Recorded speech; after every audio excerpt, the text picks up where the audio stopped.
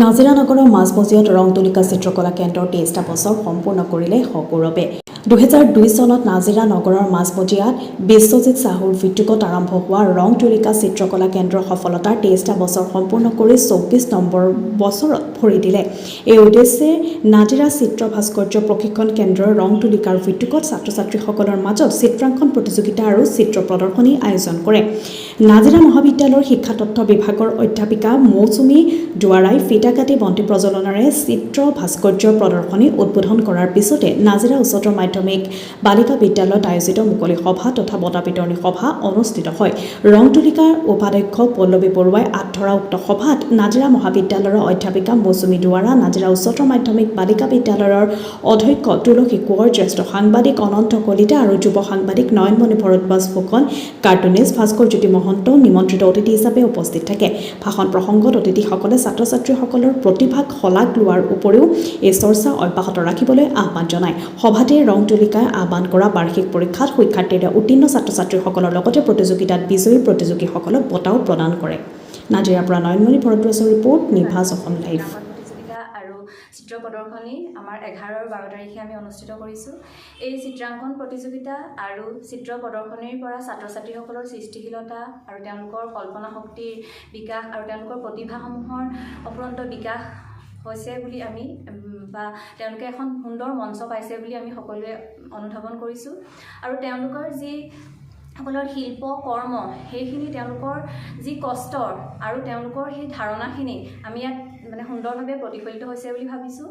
আৰু এই আমি অনুষ্ঠানটো পতাৰ উদ্দেশ্য এইটো নহয় যে ছাত্ৰ-ছাত্ৰীসকলৰ আমি প্ৰতিভাসম্পন্ন ছাত্ৰ-ছাত্ৰীসকলক চিনাক্ত কৰা, কেৱল সেইটোৱে নহয় যাতে তেওঁলোকে নিজকে আত্মপ্ৰকাশ বা আত্মবিশ্বাসে তেওঁলোকে আৰু কলাৰ প্ৰতি তেওঁলোক যাতে আৰু আগ্ৰহী হয়, সেইটোৰ প্ৰতি আমি সকলোৱে লক্ষ্য ৰাখি এই অনুষ্ঠানটো পাতিছোঁ।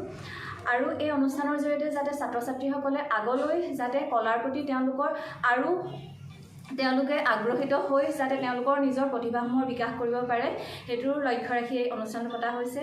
আৰু ইয়াত ছাত্ৰ-ছাত্ৰীসকলে বহুত সুন্দৰ সুন্দৰ তেওঁলোকৰ ছবি দিছে, তেওঁলোকে বিভিন্ন মাধ্যমৰ যোগেদি তেওঁলোকৰ নিজৰ প্ৰতিভাসমূহ দেখাইছে। কিছুমানে ক্ৰাফ্টৰ কিছুমান বস্তু সুন্দৰভাৱে তেওঁলোকে বনাই আনি দেখাইছে। ইয়াৰ যোগেদি তেওঁলোকৰ গোটেই সৰ্বতোমুখী বিকাশ হৈছে বুলি আমি ভাবিছোঁ। অধ্যক্ষ বিশ্বজিৎ চাহুৰ যি ৰং তুলিকা আৰ্ট স্কুল হয়, এই স্কুলৰ লগত মই আচলতে একেবাৰে আৰম্ভণিৰ পৰা জড়িত বুলি ক'লেও ভুল নহয়। কিন্তু আজি দেখি ভাল লাগিছে কি যে একেবাৰে চালুকীয়া অৱস্থাৰ পৰা ইমান এটা পৰিপক্ক ৰূপ দিবলৈ সম্ভৱ হৈছে বিশ্বজিৎ চাহু আৰু পল্লৱী বৰুৱাই। সেইকাৰণে তেওঁলোক দুয়োকে মই ধন্যবাদ দিছোঁ। যিহেতু কণ কণ ছাত্ৰ-ছাত্ৰীসকলৰ যি সৃষ্টিশীল প্ৰতিভা, যি কল্পনা শক্তি বিকাশ ইয়াৰ জৰিয়তে সম্ভৱ হয়। গতিকে চিত্ৰকলাৰ জৰিয়তে আমি কি কৰিব পাৰোঁ যে চিত্ৰকলা সুকুমাৰ কলাৰ ভিতৰত আটাইতকৈ শ্ৰেষ্ঠ কলা। আৰু এই চিত্ৰকলাৰ জৰিয়তে ল'ৰা-ছোৱালীৰ যিখিনি তেওঁলোকৰ কল্পনা শক্তি, যিখিনি আৱেগ, সেই আৱেগৰ উত্তৰণ ঘটাই আমি তেওঁলোকৰ মানসিক দিশটো আমি সবল কৰিব পাৰোঁ, মানসিক দিশৰ বিকাশ সাধন কৰিব পাৰোঁ। যেতিয়া মগজুৰ কৰ্ষণ নহয়, যি মগজুৰ কৰ্ষণ নহয়, সেই মগজুৱে কেৱল জ্ঞান লাভ কৰি আগবাঢ়ি গ'লেও তেওঁলোকৰ পৰা আমি বিশেষ ফচল নাপাওঁ। কিন্তু যি সৃষ্টিশীলতাক সৰুৰে পৰা আগুৱাই লৈ যাব পাৰে, সেই তেনেকুৱা ছাত্ৰ-ছাত্ৰীৰ সাধাৰণতে ভৱিষ্যতে তেওঁলোকে এজন সুনাগৰিক হ'বলৈ সক্ষম হয়। আৰু আমি দেখিছোঁ যে নতুন নিউ এডুকেশ্যন পলিচিত সেই কথাটোৰ ওপৰতে বেছিকৈ গুৰুত্ব দিছে যে সৃষ্টিশীলতাক কেনেকৈ আগুৱাই ল'ব পাৰে, তাৰ কাৰণে মাল্টিপুল বিষয়সমূহৰ ভিতৰত এটা চিত্ৰকলাও অন্যতম বিষয়। আৰু মই ভাবোঁ বিশ্বজিতৰ এই যিটো যাত্ৰা, এই যাত্ৰা সদায় অব্যাহত থাকক।